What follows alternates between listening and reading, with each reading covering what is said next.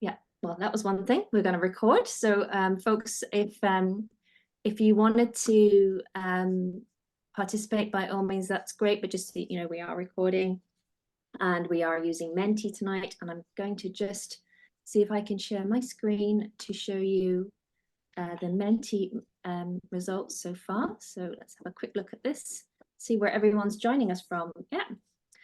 So welcome to those of you in Westport, first of all, close to home. Thanks for joining. And the UK and Cork, our good friends in Cork and Mayo, and Germany further afield. Welcome. It's great to have you guys. And from the longest distance and across time zones, very special welcome to Bridgette Farnworth. So Bridgette, I'm going to take just a moment to show, before I introduce you, just to show the next slide, because the people hopefully have been having a look at your question about New Zealand wildlife. So I'm just going to share the next one to see where we are with that. We had a few responses. Can you see that, Bridgette? Just give me the thumbs up. Yeah. Cool. So that's great to see. We've got Warpark, we've got red deer, we've got birds, fish, kiwis. Cool.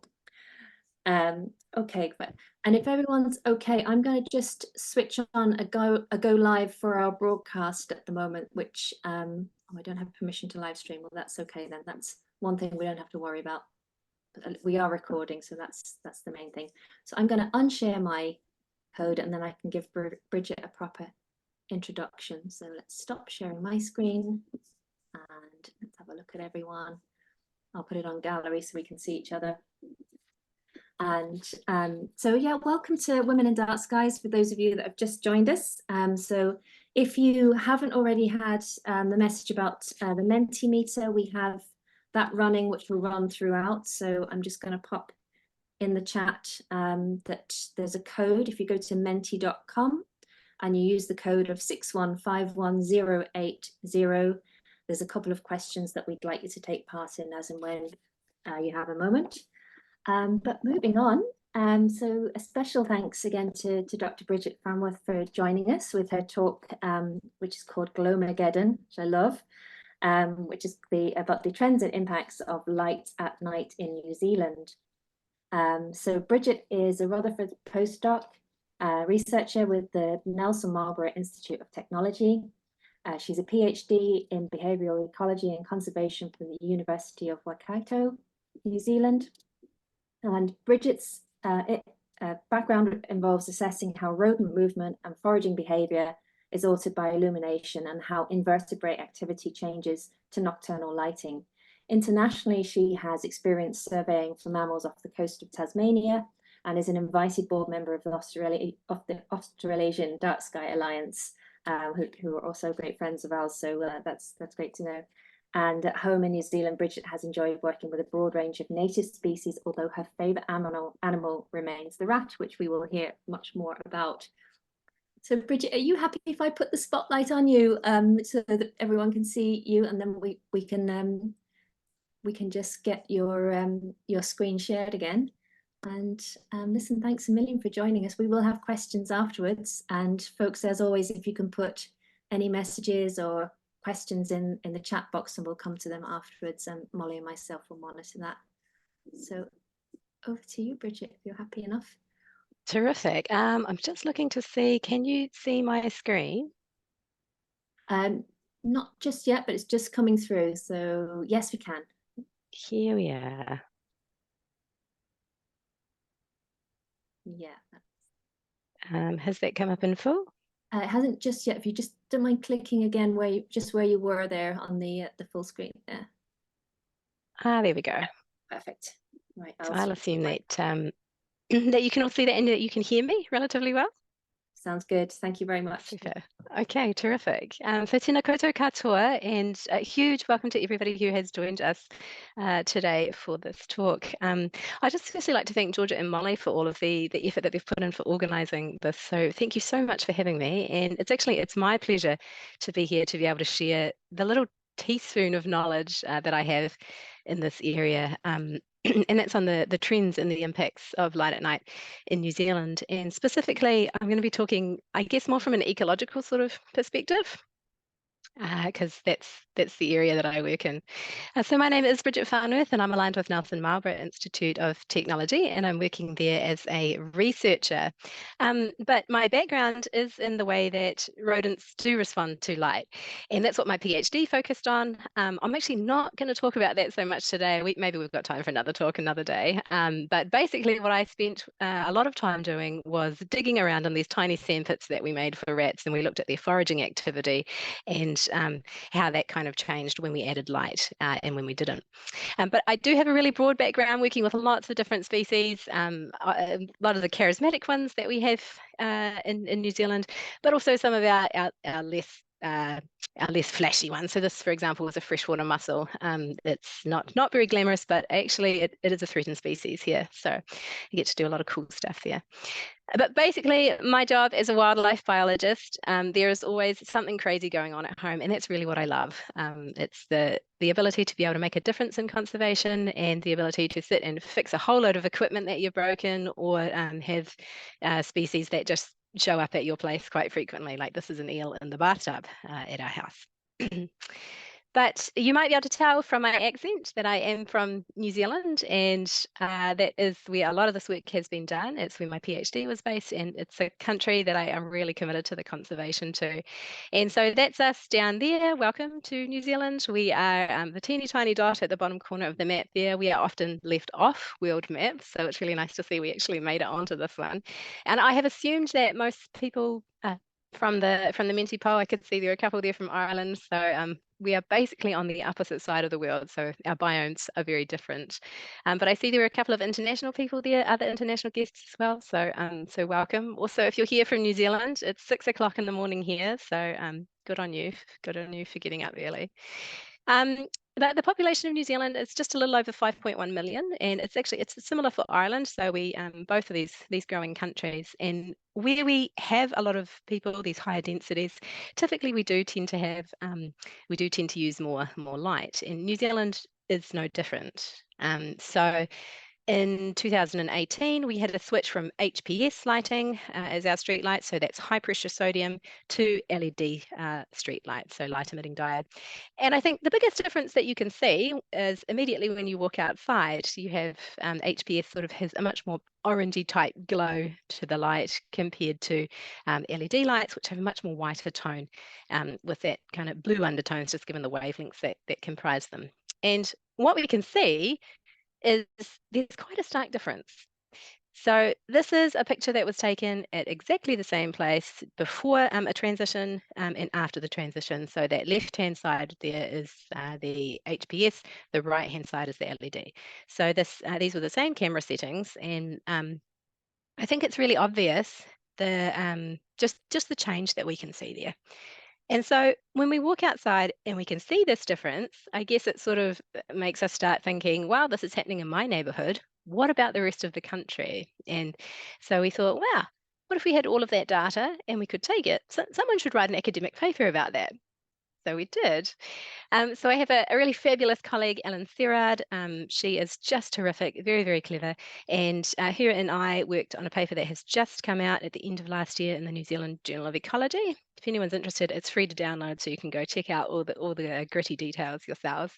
But what we found in the two things that we looked at from some of the satellite data that we took, where we looked at the brightness of light emissions and then the change in lit surface area across the country.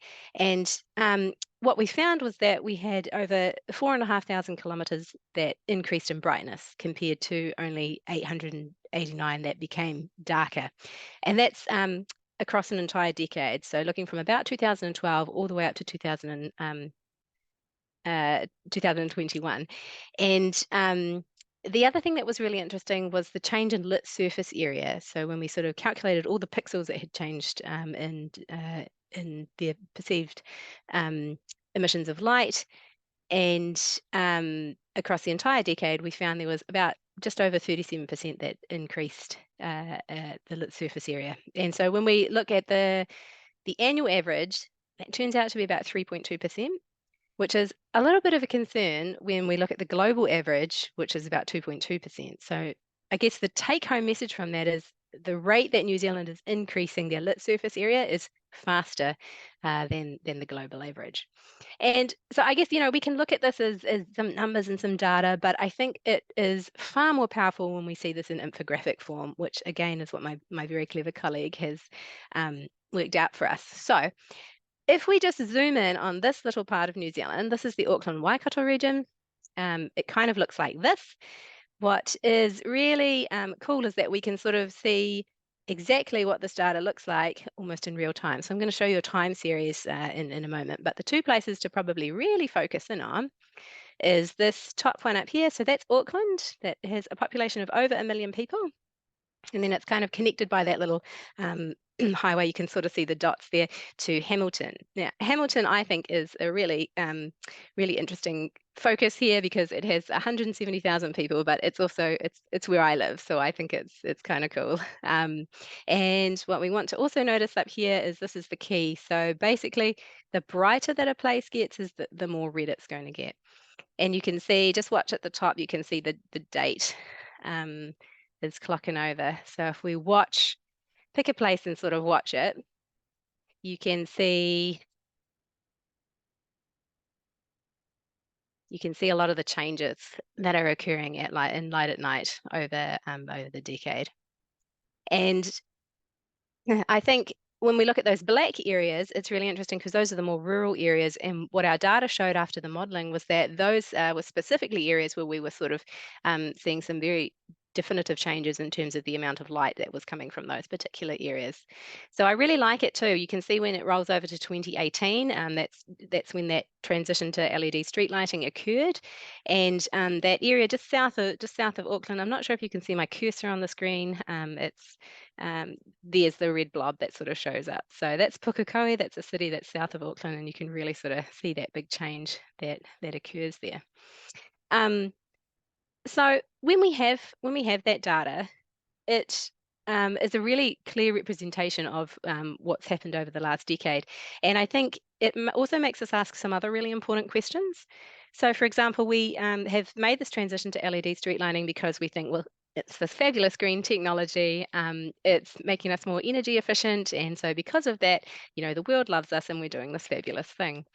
But I think we have to really ask ourselves, well, how much does the world love this, love us, and what are the impacts on ecology? And that is a really important question to ask, just given New Zealand's flora and fauna that we have here.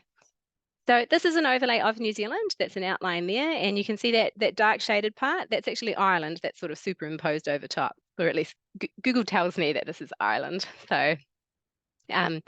You can see geographically we are a bit larger, but we also are ranked, or at least the statistics tell me that we're ranked 8th in the world for the square kilometres of area that's comprised of New Zealand that make up conservation estate. So 10% of our country is conservation estate, which means these are really important questions. The ecological impacts are really important questions to consider, especially when we think about some of the species that we have that live here. So we have, we are an island ecosystem. We broke away very early, which means we have a really high level of endemism. So things that are here that are basically nowhere else in the world. And so we've asked that question, what species do you know that are in New Zealand? And so I'm really pleased to see we had the kiwi pop up. So that's basically a large flightless ratite that runs around on the ground. But we also have some other really special species. So we've got a lot of cool passerine birds as well that have these beautiful songs. So the tui, for example, is another one of our really special birds. And then we have some species that think they are birds, and so that includes the long-tailed bat. So we actually have another species, the short-tailed bat, but the long-tailed bat was actually voted a couple of years ago, was voted Bird of the Year by New Zealanders, and so I think that sort of just really reflects our sense of humour that we have as New Zealanders, how much we kind of care about the country. And we have some other prehistoric lineages of creatures as well. So this is the tuatara, a really large reptile that we have. We've got some amazing invertebrates, including the weta, which is one of the largest flightless orthopterans in the world. And I'm going to talk about that a little bit later. And my other question that I had, I just want you to think for a moment, kangaroos. Do we have kangaroos in New Zealand? If you answered no, you are correct. That's right. We do not have kangaroos in New Zealand. We would really like to keep it that way. They are from Australia, so they can keep them over there. And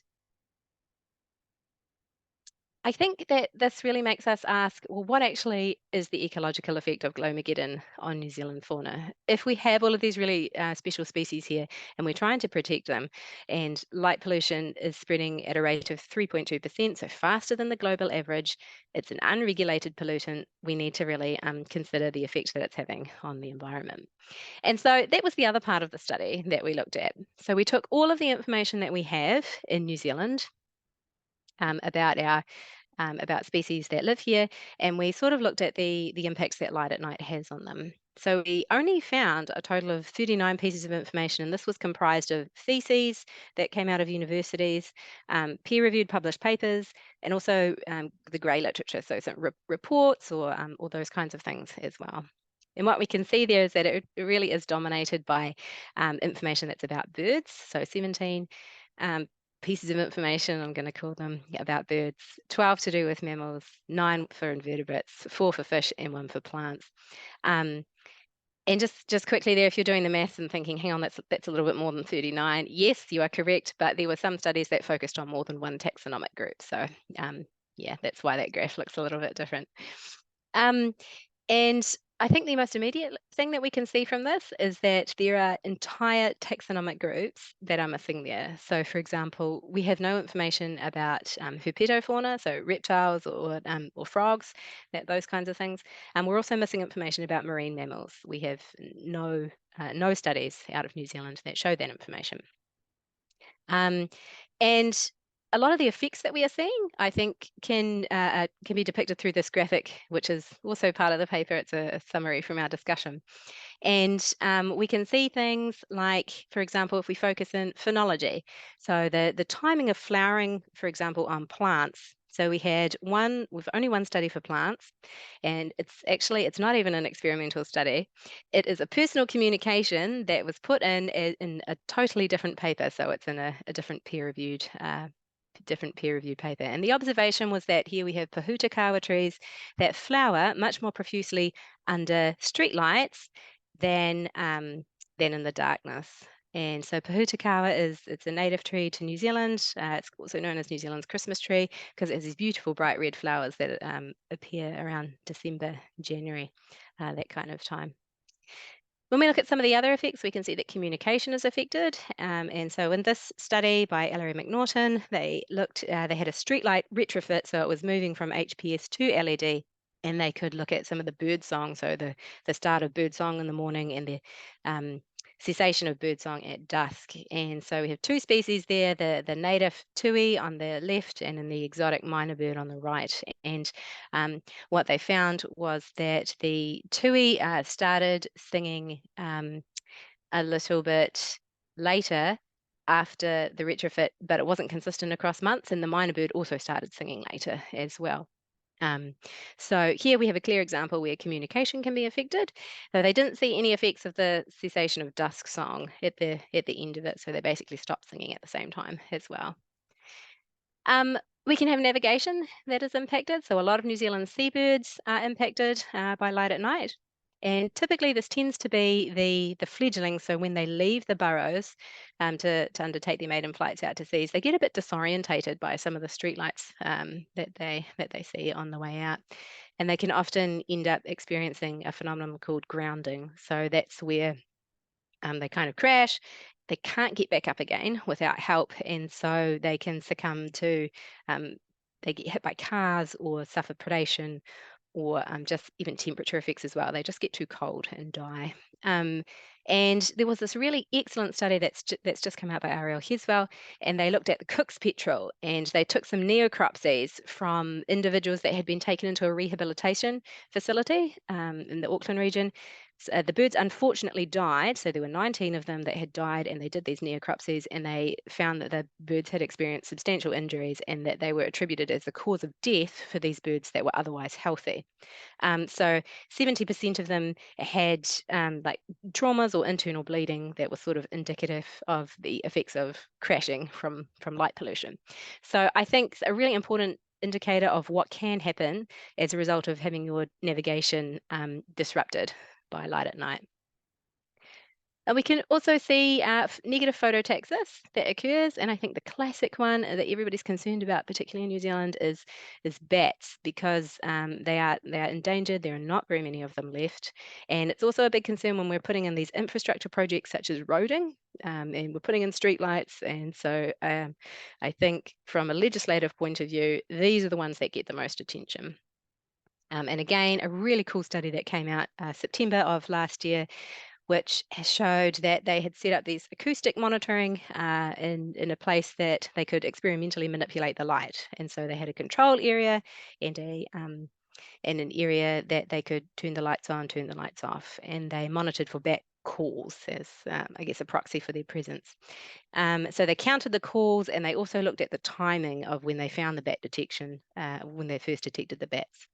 And in the areas where it was illuminated, they found fewer calls. So bats are calling less around the lights, if they're even there at all. And they also found that the first detection within the evening was 2 hours later. So I guess there's the start of some evidence there that says that bats are negatively deterred by light. But we can also have positive phototaxis. So that's where we have attraction towards light. And I think everybody is pretty familiar with this, right? We've all sort of had the shower and we've gone opened the bathroom window and had a flood of things fly up after we've been trying to let the steam out. And there was a thesis that came out of the university that really showed this quite nicely, from the University of Canterbury. And this is a study that looked at caddisflies, and they had even two different types of lights. So lights that had a higher color temperature, so more of the blue-rich wavelength in them compared to a lower color temperature. And in both of the experiments that were conducted, the caddisflies exhibited a greater attraction to the higher degrees Kelvin light that they had in the study. So a really broad range of effects that we have here in New Zealand. I'm just going to take a moment now to talk about a particular case of negative phototaxis. So negative phototaxis being where we move away from the light. And this is some of my own work that's been conducted on weta. So I think it's quite a unique study because often with invertebrates, we do see a lot of that attraction towards the light, and showing that they're deterred by light is quite different. So I'm going to talk about these guys here. So these are quite possibly the ugliest bugs in the world. So the particular area that we were working in had two different kinds of weta. So we had the cave weta there on the left-hand side and the tree weta on the right-hand side. And the cave weta, I like to think of these guys kind of as the supermodels of the bug world. So they have these teeny tiny bodies and these really huge long legs. And there were, I think, at least 6 different species in the area that we were working in. Some of them are even undescribed. So we grouped them all into the family Rhaphidophoridae. That's their family. Tree weta, on the other hand, we were working within an area that has the Auckland tree weta. That's sort of the dominant species of the region. So that's Hemidaina thoracica, and they're in the family Anastomatidae. So basically just a little bit different between the two. And we were working out at Maungatautari Ecological Island. So that's just a little bit south of Hamilton, where I live. But Maungatautari is a really special place. It is just a little bit over 3,000 hectare reserve, and it is completely surrounded by a predator-proof fence. So I think a lot of people know that New Zealand's biodiversity is impacted by mammalian predators, and this is a specific kind of fence that keeps out mustelids, rats, and possums. And the bird life there is just extraordinary. There are species there that exist nowhere else on the mainland because they have that kind of protection. And there's also a lot of invertebrates that are also there as a result of that pest-free status. So what we did was there's a fence that kind of bisects through the reserve as well, and we use the fence kind of as an opportunity to help us look at the impacts of light at night on these weta species. So we set up these 15 stations in along this little fence, and so the stations consisted of a little LED light that was magnetically attached to the hood. So that hood there is a specialized feature that prevents sort of climbing animals from being able to get over the top of the fence. That's what it's doing. If you're looking at that thinking, why is that fence looking so awkward? But we also had a trail camera, so that's a camera that can take pictures using infrared light to take pictures at night, basically. And what we got were these really cool shots of the weta just crawling around on the inside of the fence in there. And so we could count the number of individuals and have a look at what they were doing. And so we found that across the entire time period, we had 246 observations of cave weta and 315 observations of the tree weta. And when we had a breakdown of when we're looking at the average number of observations per night, probably not a surprise to see that on average we would see more observations of both cave and tree weta at the dark sites rather than the illuminated sites. So and I say that that's not a surprise, mostly because these are nocturnal insects, so they've have an evolutionary development to come out at night, and that's when they spend their time roaming around doing their various activities. What was really interesting though was after that, when I'd looked at these thousands of images of weta, was that I said, hey, I think I might be able to sex these. And the reason we can do this is because weta are sexually dimorphic, so the males and females look very different from one another. So that picture on the left-hand side there is a female, and they kind of have these much larger bodies, and they have these, I'm going to call them a cute face, right? If that's possible. So a much smaller face. And they also have kind of a really pointy bum, and that's the ovipositor. It looks like a massive stinger, but it's where they lay the eggs from. Now, if we compare that to the males, which are on the right-hand side, the males have a much shorter body, and they've sort of got like this double prong at the end. It sort of curls up like that. And their faces are much larger, so they kind of look like an upside-down shaped light bulb. And that's because they have these enormous jaws that they use to fight other males for, so that they can gain access to ladies. That's what they're all about. So when we sexed the images, what we found were that we had far more males than females that were wandering around in the hood. And I've done some subsequent research which shows that males do spend a greater proportion of their evening roaming around. So that kind of, I guess, corroborates that. But when we looked at treatment effect, what we found were that males tended to be much more sensitive to light than females. So we didn't detect a difference in the number of males and the number of females that were seen at the light and dark stations, but we did for males. So I guess what we concluded from that was that we do have light that impacts behavior, and it can impact the behavior of native species, but it can also have a differential effect on the sexes. And I think internationally there's other research that sort of shows differences in attraction for moths. So that's another species that sort of has a sexual differentiation in behavior. And I think that that's really important, because what that sort of tells us when we come back to our original study, which is, looking at all these impacts of light at night on New Zealand, species, we can see that maybe what we have here might not be the full picture. For example, when we look at the information that we actually have no information about population size. There's nothing to do with species interactions, and we have very little information about ecosystem function and services. So ecosystem services are those things like pollination, water purification, biocontrol, that are really important for us as humans just to survive. So we don't have any information about that. And I think that's what's really kicked off the next stage of my research. So what I'm now looking at are invertebrate responses to light, and where I'm especially interested in the community dynamics. So communities being different, all different species within a group, and how they kind of all interact together within a certain place. So I'm interested in this question because I think it helps us answer the idea of, well, so what? So what if we have light and and say maybe individuals change their behavior in response to it. So what if we have weta that move away from the light? What is the consequence of that? And what I kind of think of it as is it's kind of like dominoes, basically, where we see if a single species has changed its behavior, that might just be the start of the chain of dominoes. What about all of the other species that it interacts with? What about the contribution that it makes within that little place that it's now deterred from? Um, it's kind of like flicking off the first domino, and I'm interested in what happens down the chain. What happens when the fifth domino, the seventh, the 10th? What happens when they fall? What's the story there? And those are really hard questions to address, but they are probably best. I think they might be best investigated in an invertebrate system because they're sort of small. They you can sort of see these things within their life cycle. Versus maybe if I tried with birds or mammals, I think maybe a little too big, a little too expensive to quickly get some results from. So what I'm looking at now, I'm particularly interested in predator-prey interactions. So, for example, what we know from international research is that we typically, in the dark, we'll have these even, I guess, balances of predators and their prey.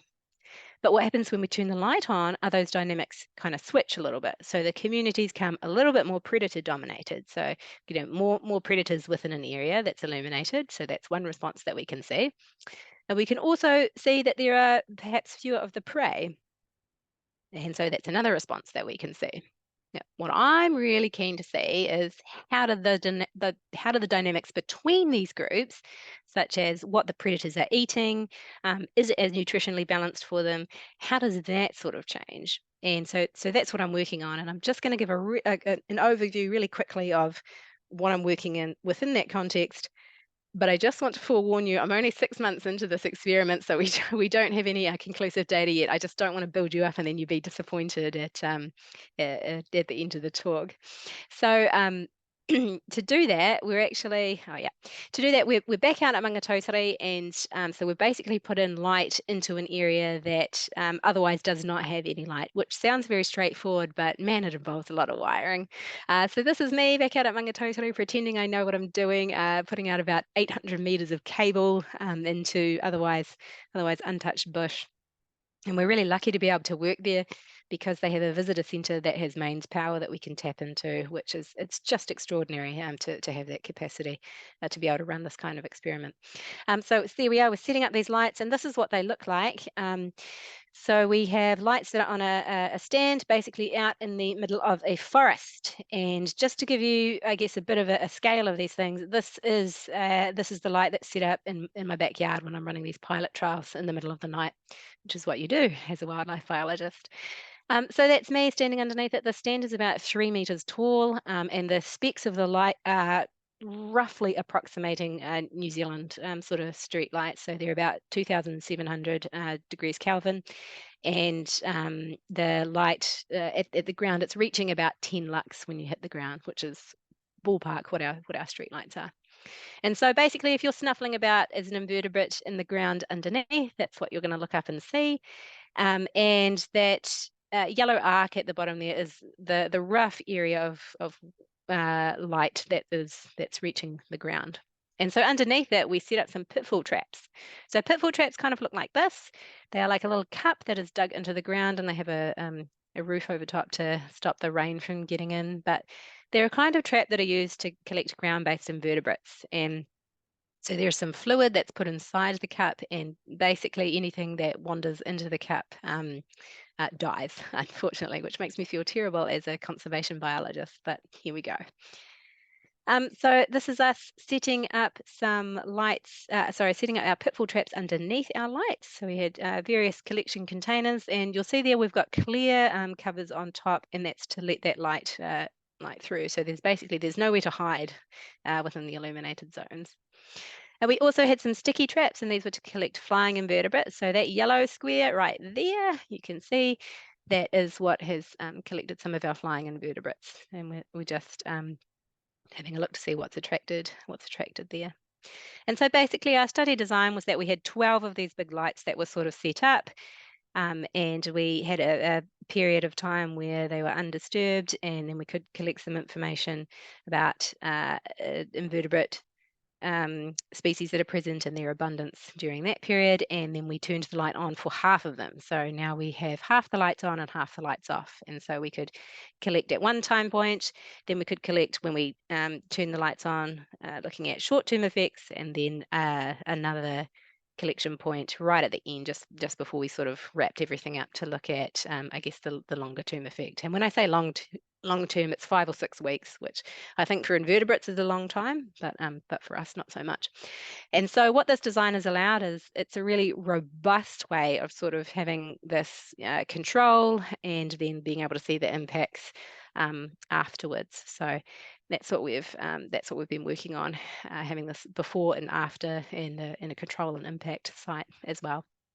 And so basically what we got out of the pitfalls was this really fabulous collection of invertebrates. So going from left to right there, we can see a lot of the carabid, some little carabid beetles there, some really cool spiders that came up. And there are our friends, the cave weta again. So that's them sort of lying side on. You can see what I mean about having long legs. They hardly even fit in the jar. My favorite though, excuse me. My favorite though was this. This is the tunnel web spider, and this is just the most amazing spider. It's this really huge tarantula looking like thing. It is native to New Zealand. We don't have tarantulas here. It's so hairy that it kind of looks like one. But the tunnel web spider, its claim to fame actually is that it kind of features on Lord of the Rings. So the enormous ugly spider that's on Lord of the Rings, Peter Jackson apparently modeled it off the tunnel web spider. So there we go. That's been it hitting the big screens. So this collection here is just in the process of being sorted. So it's underway. Every one of those is sort of being identified to family level. And I'm actually really excited. I just added this slide last night because these are basically, every one of these are just all packed up, all in these little containers. I've got half of them have been sorted.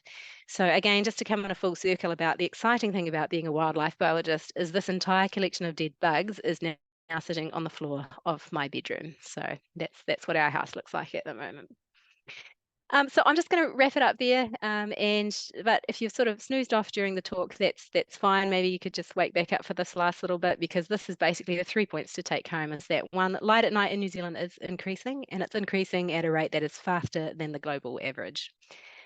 Secondly, what we know is that New Zealand fauna, they are affected. So we have, again, like a lot of those things we talked about, phenology, communication, phototaxis, navigation. All of these behaviours are being impacted by light at night. But the final point here is that we need further research because we really need to have a better understanding of how those bigger picture things are being impacted. So those species interactions and the ecosystem services that these animals provide for us. And I couldn't make a final closure without just some really special acknowledgement to the people that we work with and the partners that we have and the funders that come from it.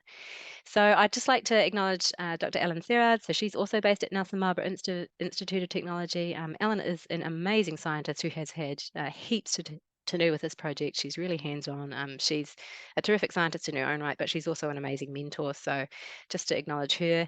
And also Rebecca Whitaker.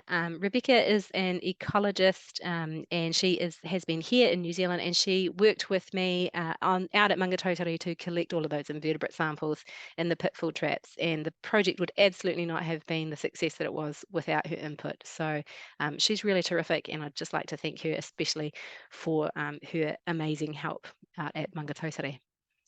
And just to say thank you as well for the people that we partner with, so Nelson Marlborough Institute of Technology, but also Maungatautari Ecological Island. This project really wouldn't be available without them. It would be nowhere near as successful without their support. And just to acknowledge that I'm funded by the Royal Society of New Zealand, and that I am happy to take your questions. And if you'd like to reach out, it would also be really great to hear from you. So I will hand it back to Georgia and Molly. Thank you. Thanks so much, Bridgette. That's a super presentation. Thank you. I'm going to open up the, maybe I might unshare your screen, guys, and we will actually remind people of how to contact you, follow you on the old, I could still call it Twitter because it'll always be April. Me too. Yeah, Yeah, whatever it's formerly calling known as itself. Bridgette, so B_Farnworth. Do follow Bridgette, because it's a good feed, and then your email address as well.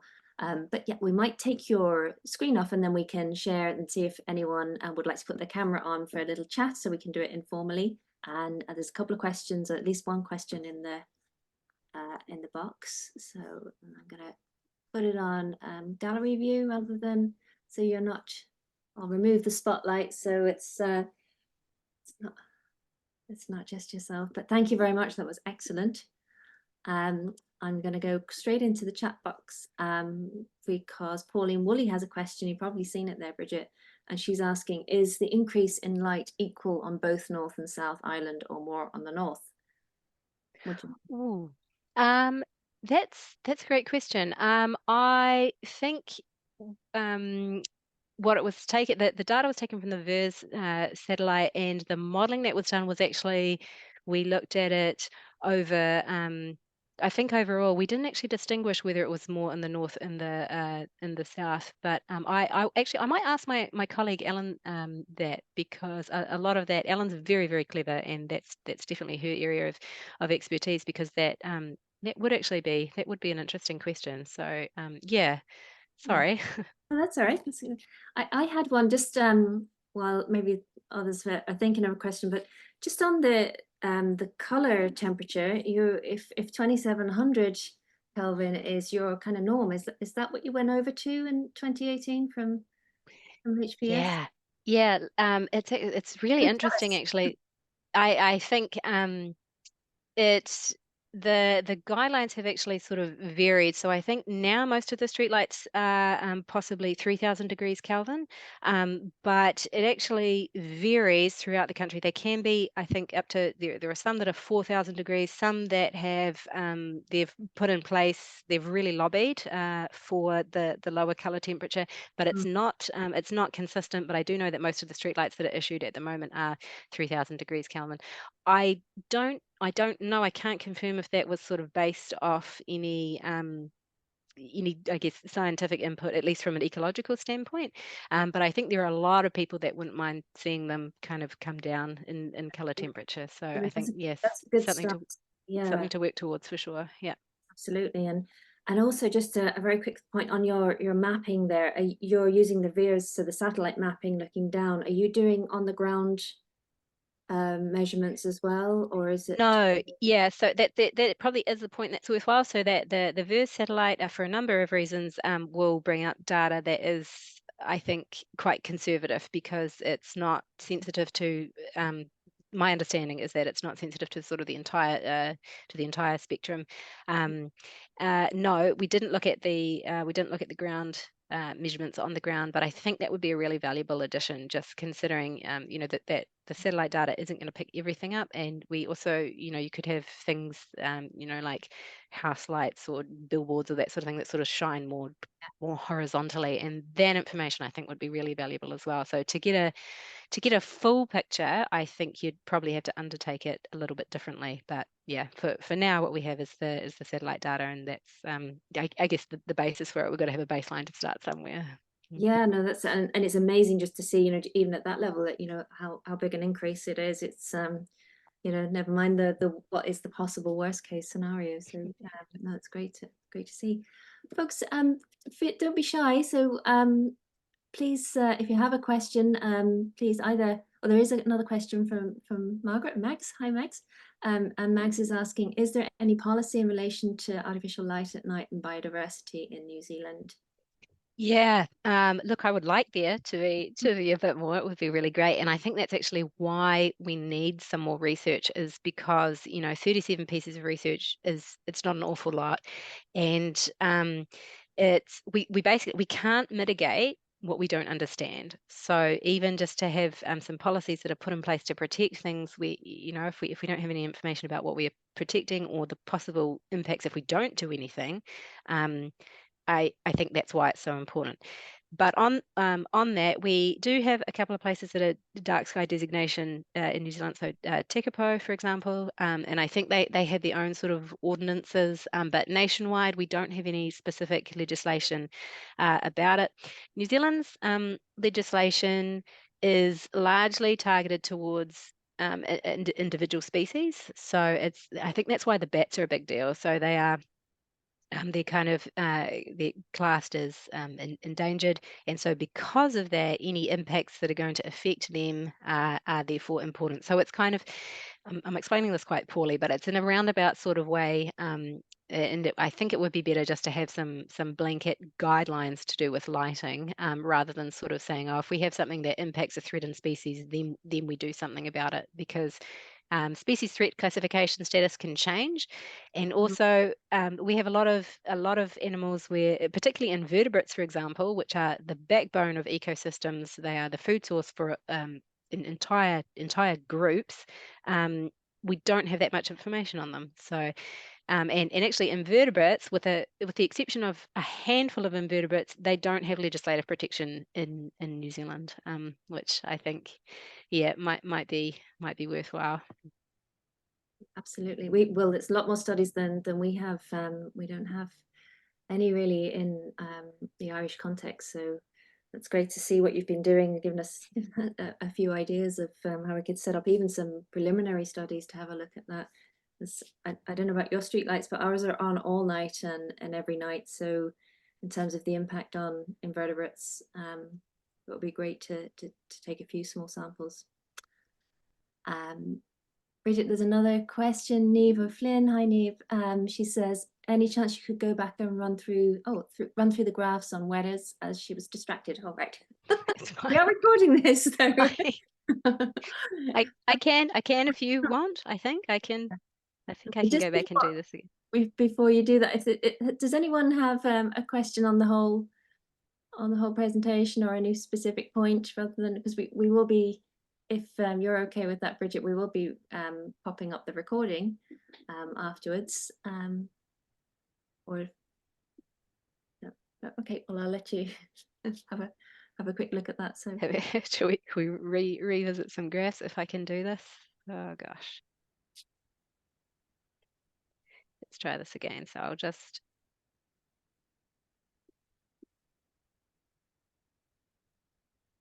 right. Great images, by the way. Love the slides. Oh, that's good that you can sort of see them all. Okay, where are we? Here we are. Here. I'll just do it this way, because then we can sort of click around. Georgia, can you see that? I've lost everybody else. So yeah, no, we can see it. It's not super. on the full screen, but it's fine. Yeah. No, that's cool. So these are the graphs here. These are just average observations per night. So we have the cave weta there on the left-hand side, and the tree weta there on the right-hand side. If you're working in research, this came out in 2018 in environmental pollution. If you don't have journal access, you can get in touch, and I can yeah, definitely get you a copy, but don't tell the journals that. Yeah, so the cave and the tree weta there, so that's average number of observations per night. And then if we move down, if we look at, oh gosh, here we go. Here, so this one here, these are as percentages. So we've got females, so this is just specifically the Auckland tree weta. So we have females on the left-hand side there, males on the right-hand side. So 85% of the observations were male, compared to only 15% that were female. And then there were more males that were observed in the dark than in the light. And we didn't detect a difference for females. I'm assuming that does that answer, Neve? Does that answer your question? Yes, she said thank you. Yeah, that's cool. Thank you. Terrific. I'll just close that share then. And Bridget, in terms of bats, is it, how many species do you have? Ooh, probably the bat ecologists will not be impressed if I don't answer this correctly. So we have the long-tailed bat in New Zealand, and we also have the short-tailed bat. Um, I think there are a couple of others that have sort of some questionable sort of status, but that people haven't sort of seen. So let's call it as we've got two, and they neither of them are doing especially well. So. The short-tailed bat's really interesting because it kind of has adapted a little bit to sort of snuffle around on the ground, and so we have some of our ground-based. There's a particular flower, the dactylanthus flower, and they have this sort of pollination relationship. So the short-tailed bat is thought to be a pollinator of it, and so that kind of makes any impacts of light on the short-tailed bat also obviously have implications for dactylanthus, and dactylanthus is yet another threatened species. So I think just really a whole load of cascading impacts really when we have impacts on one. And just on that, the graph that showed some of the studies that we do have and how they impact the different taxonomic groups, mammals. Most of the studies that we had there were actually to do with the long-tailed bat. So we do not have any experimental work that looks at the impact of light on the short-tailed bat. Okay, that's interesting. So our bats here, the pipistrelle. I don't know if you don't have the pipistrelle, right? No. Also, thank you to whoever put the link in for about Oh, bats. Yes, that will probably clarify it from a bat expert, not from someone pretending to be a bat expert. That's perfect. But the pipistrelle here is more light adaptive as opposed to a very light sensitive species like the lesser horseshoe bat. So even that's interesting, that some of them are adapting towards it and actually using the light as food sources. So Yeah, yes. And I think that's also, it seems to be there have been some observations apparently in New Zealand of bats using lights to as a profitable foraging area. Others, like the study that I talked about, saying, well, the ultrasonic calls that they're making, we're not hearing them around lights. So this could be some evidence that they're being deterred. And again, just another plug for why really it's really important to have research on a broad range of species, because we often do have these species specific responses. that's great. Thank you for all the work you're doing. Hannah McShane has asked a question: is New Zealand still working towards becoming a dark sky nation? Oh, I think I hear some chatter about it. I'm probably very low down on the pecking order, so don't take it directly from me. But it would be nice, because I think in New Zealand it's feasible, because one of the other thing that came out of the study that looked at the VIS data, so the satellite data, was that a lot of our country actually is in has very good quality dark skies. So I think 95% of the country is still dark. I think, though, we do kind of have to remember that a large part of that could be due to the fact we have national parks and areas, so nobody's setting up houses there, right, or putting roads through there. Hopefully.